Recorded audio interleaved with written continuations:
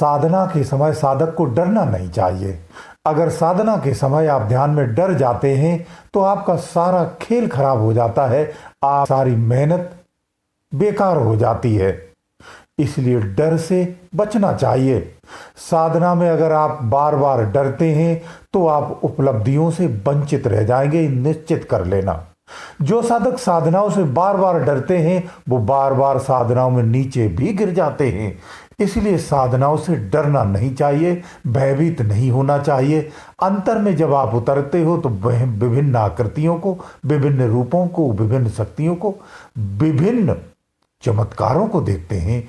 उस अवस्था में आप भयभीत होते हैं, जो आपके पतन का ही कारण होता है, वास्तविकता से दूर होने का ही कारण होता है।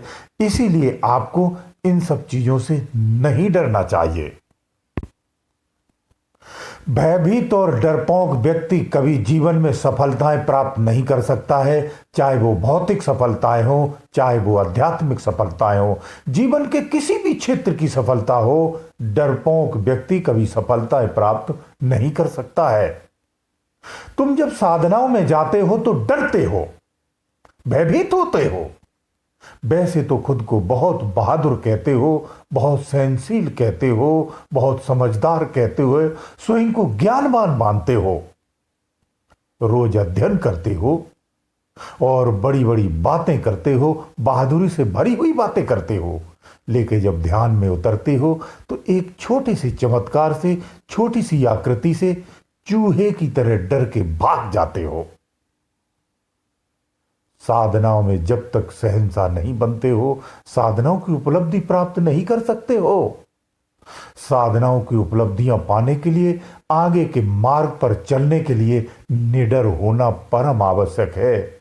जो साधकों के अंदर में डर भरा होता है, जिन साधकों को भय रहता है, वो साधनाओं में आगे नहीं बढ़ पाते हैं। डर का कारण भी अज्ञानता ही है।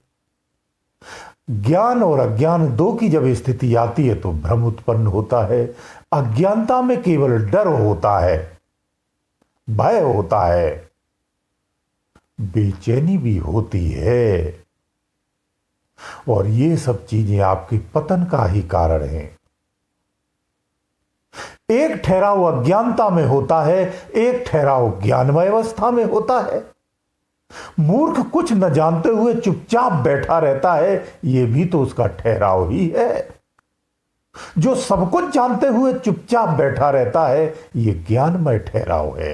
हमें इसी अवस्था में आना चाहिए। हर साधक को इसी अवस्था में ही सदा रहना चाहिए। जब तक आप भयभीत हैं, यानी आप ज्ञानमय नहीं हैं, आप साधनाएं नहीं कर पा रहे हैं, आप घंटों ध्यान में बैठते हैं, आपको कुछ प्राप्त नहीं हो रहा है। ऐसे साधकों की साधनाएं व्यर्थ हैं, भजन उनका व्यर्थ है, घंटों का तप व्यर्थ है। भय ही तो साधना का मुख्य बाधा है। जब कोई भी आप साधना करते हैं, ये भय आपको उस वास्तविकता से वंचित रखता है। यही जीव की अज्ञानमय अवस्था है। इस अज्ञानमय अवस्था से निकलना है। जब तक इस अवस्था से आप नहीं निकलेंगे, तब तक आपको यह भय भजन नहीं करने देगा। इसके लिए ज्ञानमय होना आवश्यक होता है, इसके लिए अध्ययन करना आवश्यक होता है, छोटे छोटे प्रयोग करना आवश्यक होता है। तद उपरांत ही ध्यान साधना में मग्न होना चाहिए। अब प्रश्न आता है कि भय कैसे निकले।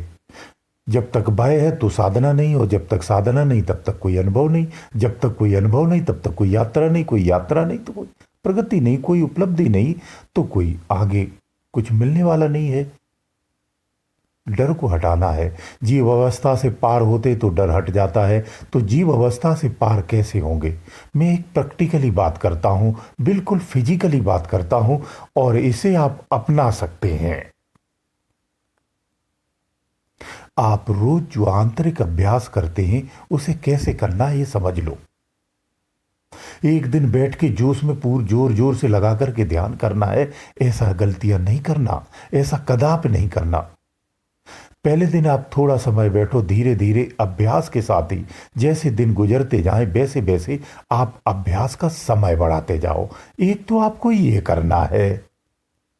दूसरा क्या करना है, इस पर ध्यान दो। आपको जो भी ध्यान अंतर में करते हो, जिस विधि से भी करते हैं, थोड़ा थोड़ा यानी क्षणिक करना है। आज जैसे 5 मिनट करना है, कल 6 मिनट करना है, फिर 10 मिनट करना है, फिर 20 मिनट करना है, 30 मिनट करना है, 1 घंटा करना है, 40 मिनट करना है। 10-10 मिनट करके भी अपने ध्यान की अवस्था को, समय को बढ़ा सकते हैं। पहले दिन 3 घंटे 4 घंटे बैठने की आवश्यकता नहीं है। मैं कहता हूं आप 2 घंटे भी मत बैठिए। प्रारंभ में आप 5 मिनट 10 मिनट का ही शुरुआत कर दीजिए। महीना भर ऐसे ही चलने दीजिए ना, आपको किस बात की जल्दी है। जब सही शुरुआत आप करेंगे तो परिणाम भी सही प्राप्त करेंगे। इस बात को आप क्यों भूल जाते हैं। इसलिए सहने सहने धीरे धीरे मंद गति से ही साधना करना चाहिए। 1 महीने 2 महीने बाद आप साधना का समय इतना बढ़ा दो कि उस अवस्था में आपका ध्यान टिकने लगता है, रुकने लगता है, ठहरने लगता है। शरीर उसके लायक हो जाता है, इतना शरीर में परिवर्तन आ जाता है। इस तरह से आपको ध्यान करना है। जब आप इस तरह से ध्यान करेंगे, 6 महीना साल भर लगता है, वैसे आपको 6 महीने ही लगते हैं, इससे ज्यादा समय लगता नहीं है। आपका सब कुछ बदलने लगेगा, आपकी स्थिति बदलने लगेगी। प्रारंभ में अगर भय लगता है तो भय लगते हुए भी आप भजन करिए, क्योंकि आप अगर भय से डरेंगे तो फिर इस स्थिति को पार नहीं कर पाएंगे। जब आज्ञा चक्र से अंदर में प्रवेश कर जाते हैं, कुछ अनुभव प्राप्त होने लगते हैं। कुछ अध्ययनों से, कुछ संत वाणियों को सुनिए। साधना के एक एक अनुभव के बारे में संत वाणी में बताया गया है। अगर इसे ध्यान से आप सुनेंगे तो सारे अनुभवों के आपको आंसर मिलेंगे। किस वक्त साधना में कौन सा अनुभव आता है और उस अनुभव के बाद क्या करना है, यह सब आपको मिल जाएगा। आपको धीरे धीरे अभ्यास करते हुए चलना है। कोई अनुभव विशेष आता है, समझ में नहीं आता है तो किसी से कंफर्म कर सकते हैं, लेकिन नहीं आ रहा है तब तक भजन कर सकते हैं। भ्रमित मत होइए। एक दृढ़ निश्चय कर लीजिए, मुझे कुछ नहीं देखना है, ना ही मुझे किसी अनुभव को प्राप्त करना है, मुझे सिर्फ रोज ध्यान करना है। तो आपकी गाड़ी, जो भजन रूपी गाड़ी है, ये चलती रहेगी, नित चलती रहेगी। अगर आप अनुभवों को जानने में उलझ जाएंगे तो आपका सफर रुक जाता है। इस बात का भी ध्यान रखना चाहिए। अनुभव जानने की उत्सुकता बहुत आवश्यक है और होनी भी चाहिए, और उस अनुभव को जानना भी आवश्यक है। उस अनुभव को जानना भी चाहिए। इसलिए कहते हैं विवेकी लोगों की संगत में रहना चाहिए। ऊल जलूल इधर उधर के ज्ञानों को सुनकर के, इधर उधर की बातों को सुनकर के ध्यान नहीं करना चाहिए। इसलिए फिजिकल में जियो, फिजिकल कार्य करिए, फिजिकल अनुभवों को ही स्वीकार करिए। मनगढ़ंत अनुभवों को भी आपको स्वीकार नहीं करना चाहिए। धीरे धीरे थोड़े थोड़े अनुभवों को समझिए, जानिए और आगे बढ़िए। यही सबसे सेफ और सुंदर तरीका है, जो पूर्णतः आपको सुरक्षित रखता है, विचलित भी नहीं करता है। जो साधक नॉन स्पीड, तेजी से, उत्सुकता के साथ साधनाएं करते हैं, क्रियाएं करते हैं, विधियों को अपनाते हैं, प्रयास करते हैं, वो बहुत तेजी से उस साधनाओं से दूर भी हट जाते हैं। ये हजारों लोगों के अनुभव है, प्रमाण है। ऐसे नहीं करना होता है भजन। पहले विधि को समझिए, विधि की वास्तविकता को समझिए, कुछ छोटे छोटे अनुभवों का आभास भी करिए और आगे चलते जाइए।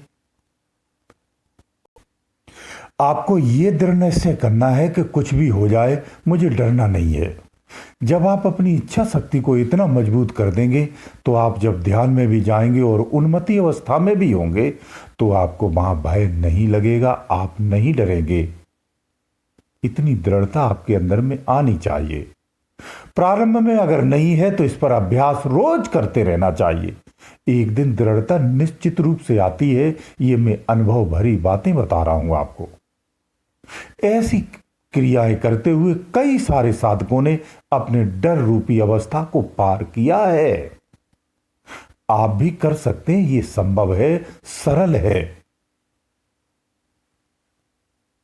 गुरुदेव दयालु।